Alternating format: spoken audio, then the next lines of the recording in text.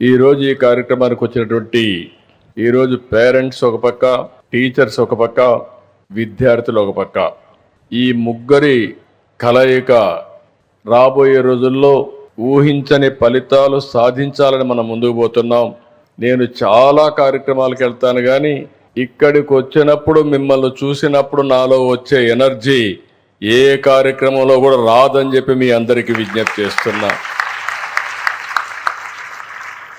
అందుకే అందరికీ నమస్కారాలు. నేడు మనం అద్భుతమైన ప్రశాంతమైన ఏజెన్సీ ప్రాంతంలో ఉన్నాం. ఈ వాతావరణం చూస్తే ఇక్కడే ఉండిపోవాలనే విధంగా ఈ ప్రాంతాన్ని అభివృద్ధి చేస్తే ప్రపంచానికే ఒక నమూనాగా తయారు చేసే పరిస్థితి వస్తుంది. ఇక్కడ ఈ ప్రాంతమే కాదు, ఇక్కడ ఉండే గిరిజనుల మనసు కూడా స్వచ్ఛమైనది. మీరు చూపించే అభిమానం అదే మాదిరిగా ఈరోజు ప్రేమ ఎక్కడా దొరకదు. మీ పిల్లల భవిష్యత్తు కోసం నేను చూసినప్పుడు నాకు అనిపించింది, క్లాస్ రూముల్లో పోయి చూసి వచ్చాను, కౌన్సిలింగ్ చూశాను. ఇక్కడికి వచ్చి ఈ మీటింగ్ చూస్తే మా రాజకీయ నాయకులు కూడా ఇంత పర్ఫెక్ట్గా కండక్ట్ చేయలేరు. పిల్లలే బ్రహ్మాండంగా మీటింగ్ కండక్ట్ చేయడమే కాకుండా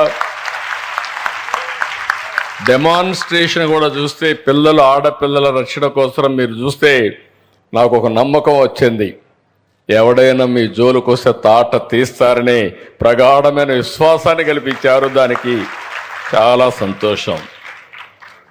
ఇలాంటి ఒక మంచి మీటింగ్ని ఇక్కడ నిర్వహించినటువంటి ఈ కార్యక్రమానికి వచ్చిన తల్లిదండ్రులకి, ఉపాధ్యాయులకి, విద్యార్థులకి అందరికి కూడా అభినందనలు, శుభాకాంక్షలు. 2024 డిసెంబర్లో మొదటి మెగా PTM శ్రీకారం చుట్టాం. తర్వాత ఈ ఏడాదిలోని జూలైలో 2 కోట్ల మందితో రెండోసారి మీటింగ్ పెట్టుకున్నాం. గిన్నీస్ రికార్డ్ సాధించాం. ఈరోజు 3వ మీటింగ్ పెట్టాం. ఈరోజు మీటింగ్ పెట్టినప్పుడు నాకు అనిపిస్తుంది, మనం పెట్టే రిసోర్స్ అన్నీ, అది ఓసారి నిధులు ఖర్చు పెట్టడం కానీ, సమయం వెచ్చించడం కానీ, ఇవన్నీ చూసినప్పుడు ఇది భవిష్యత్తు కోసం చేసే ఒక మహత్తరమైన కార్యక్రమం. ఇప్పుడే మీ మినిస్టర్ గారిని చూశారు. ఆయన చెప్పినప్పుడు చాలా స్పష్టంగా రాబోయే 3 ఏళ్లలో ఆంధ్ర మోడల్ ఆఫ్ ఎడ్యుకేషన్ దేశానికి చూపించే బాధ్యత నాదని ఆయన హామీ ఇచ్చాడు మీ ముందరిని. ఆ విషయం మళ్ళా ఒకసారి నేను కన్ఫర్మ్ చేస్తాను. ఈరోజు మనందరం కూడా గుర్తుపెట్టుకోవాల్సింది, ప్రజల్ని ఆస్తిగా తీసుకోవాల్సిన అవసరం ఉంది.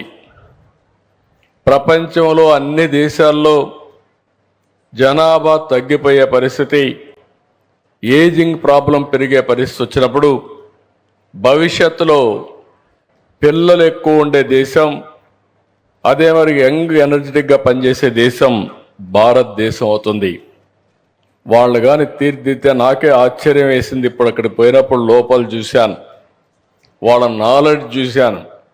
వాళ్ళ దగ్గర నేను నేర్చుకునే రోజు తొందరలో వస్తుందని నా భావన. అంత నాలెడ్జ్ మన పిల్లలకు ఉంది. వీళ్ళకి కానీ సాన పెడితే ప్రపంచాన్నే శాసిస్తారని కూడా నేను మీకు తెలియజేస్తున్నా.